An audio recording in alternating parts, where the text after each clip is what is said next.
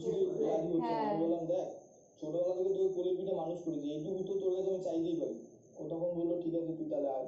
বললো তাহলে আমার শ্বশুরবাড়ির সামনে। এবার যেহেতু আমি শ্বশুরবাড়িটা দেখে এসেছিলাম, আমি ওর শ্বশুরবাড়ির সামনে গিয়ে ফোন করি। মোটামুটি 10 থেকে 12 বার 15 বার ফোন করার পর দেখা হয়েছে, এবং আমি ফোনটা করছি ওর বাড়ির সামনে দাঁড়িয়ে। অন্তত 15খানা ছেলে, তাহলে গুন্ডা গোছের ছেলে আমাকে ফোন করতে শুরু করে। সেই দিনই দেখা করেছি। এটা তুই কি করলি বল? একবারও তোর বাবা মার কথা ভেবে দেখলি না? বাপি বসে আছে। আমার কিছু করার ছিল না দাদা, আমি রণজয়কে ভালোবাসি। আর কাল রাতে বাবা মাকে ওর কথা জানিয়েছিলাম, কিন্তু ওই সম্পর্ক মেনে নিতে রাজি হয়নি। একদিনের এই একটা কথাতে তুই এত বড় একটা সিদ্ধান্ত নিয়ে নিলি? আমি ওকে ছাড়া বাঁচতে পারবো না দাদা।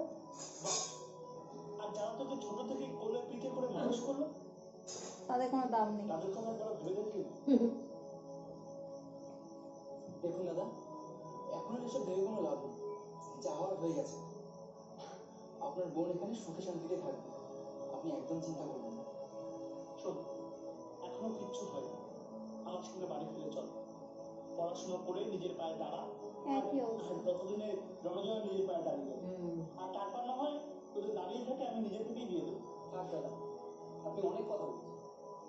ও আর আমি একসাথে থেকে পড়াশোনা করেও তো নিজের পায়ে দাঁড়াতে। থাক থাক, আমি আর আসবি না, কিন্তু আর আসবি না, গেলে আসতে পারবি না, গেলে আর আসতে পারবি না। কিন্তু কি কথাবার্তা বল, তোর কি একই মত? হ্যাঁ দাদা, বাবা মাকে গিয়ে বলে আমি ভালো আছি, আর দয়া করে আমাদের আর ডিস্টার্ব করতে তুই যদি নেমে যাস কিন্তু আর আসবি না, কিন্তু করে দেবো আর করে নেবো না। যা থাক, বুড়ো ভালো।